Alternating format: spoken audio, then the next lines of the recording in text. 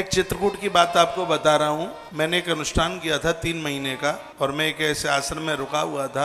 उस बाबा को तब तक शांति नहीं मिलती जब तक वो अपना जूठा किसी को ना खिला देता। उस आश्रम में कुछ विद्यार्थी भी रहते थे, और बाबा वो थोपा सा वो सब दाल, इतनी घिन और लगती है उसमें दाल और वो चावल मिला करके ऐसे दोनों हाथों से उसको ऐसे करके पहले खूब खाया, और आधा सा उसने बेला, बेला जानते हैं आप, वो कांसे का आता है इतना बड़ा बेला, वो उसी में खाता। तो पहले तो उसने खाया, उसके बाद में छोड़ दिया। बच्चों का मन नहीं होता था बिल्कुल खाने का, लेकिन वो तो अब उसका ऑर्डर, आदेश बाबा जी का, वो बच्चों को खाना पड़ता। वो बाबा बीमार हो गया, किडनी फेल हो गई, मुझे सूचना मिली। मैंने कहा मैं 3 महीना रह के आया हूँ, तो एक बार बाबा को देख तो आऊँ। तो सतना अस्पताल गया मैं, गाड़ी कौन सी थी ध्यान नहीं है मुझे, मथुरा से ही मैं बैठा और मैं उनको देखने को गया। अस्पताल में थे, किडनी फेल थी। मुझे देख करके वो बहुत रोए, बोलते हैं कि मैं चित्रकूट में इतने लंबे समय से रह रहा हूँ, कोई अपराध तो मैंने किया नहीं है,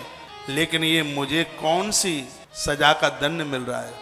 मैंने कहा तुमने ब्राह्मण बच्चों को उनकी बिना इच्छा के बहुत जूठा तुमने खिलाया है, ये परिणाम उसी का ही है। और बात यही थी, खूब रो रहे थे, खूब परेशान थे। तब उन्होंने मुझे कुछ बात बताई का ऐसी मेरी आदत में बात आ गई कि यदि मेरा जूठा कोई नहीं खाता तो मुझे ऐसा लगता कि मेरी साधुता कम हो गई है, मेरा प्रभाव कम हो गया है आश्रम में। लेकिन मुझे ये नहीं पता था कि ये मेरी जबरदस्ती की वजह से खा रहे थे। मैं तो यही सोच रहा था कि अपनी श्रद्धा के साथ में खाते थे। और आखिर में खैर वो महात्मा चला गया, उसकी किडनी ठीक नहीं हो पाई। ये बात हमारे और आप सबके लिए है। ये ग्रंथों में जो बातें कही गई हैं उनका हमें पालन करना चाहिए। आपके घर में जो शीशे के गिलास होते हैं ना, जो कप होते हैं, कप में कौन मिट्टी लगाता है? पानी में धो ही रख दिया, पानी में धोया रख दिया। ये जूठा नहीं तो और क्या है? शीशे के गिलासों में जो आप पानी पिलाते हैं, आप शरबत पिलाते हैं, सब जूठा ही है, कुछ नहीं है, सब जूठा है। बर्तन साफ सुथरा होना चाहिए।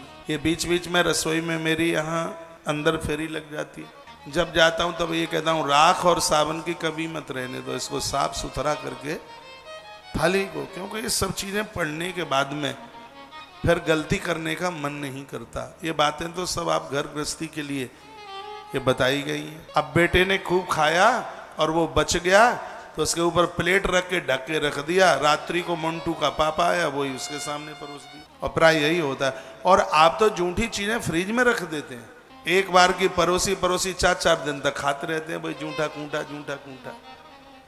ऐसे घरों में कहाँ बरकत, कहाँ ईश्वर का साम्राज्य?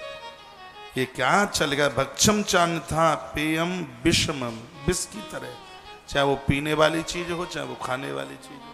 मेरी बातें आपको बुरी तो नहीं लग रही तो पैटर्न बदले देता हूँ यदि बुरा लगे तो। अब जो आपको नहीं है जानकारी, तो यह मेरा कर्तव्य है कि मैं आपको बताऊं।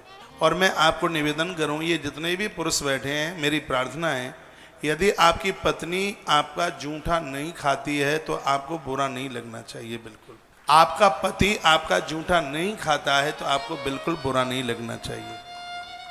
आपका शिष्य आपका जूठा, आपकी शिष्या आपका जूठा नहीं खाती है तो इन गुरुजनों को बिल्कुल भी बुरा नहीं लगना चाहिए, क्योंकि हमारे ग्रंथ, हमारे शास्त्र कहते हैं, उसी का हम पालन करें। कितनी अच्छी अच्छी बातें बताई गई हैं, कितना अच्छा कुछ कहा। रक्षम चान्ता पेयम विषमम, यदि जूठा खाया है तो वो तो जहर है, विष है वो।